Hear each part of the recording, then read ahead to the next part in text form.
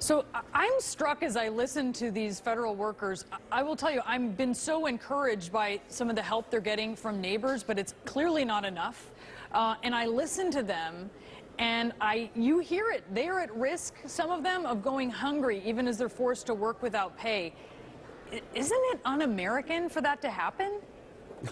Obviously, absolutely. I share with you that concern that you have for those employees.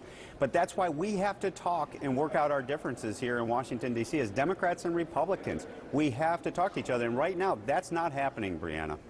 Well, so you support President Trump's offer to Democrats. It includes temporary protection for Dreamers. Why not offer permanent protection for those DACA recipients who are in the U.S. illegally because they were brought here as children, in exchange for the $5 billion for a permanent wall, permanent protection for a permanent wall? Now, Brianna, you are talking the language that I love to hear.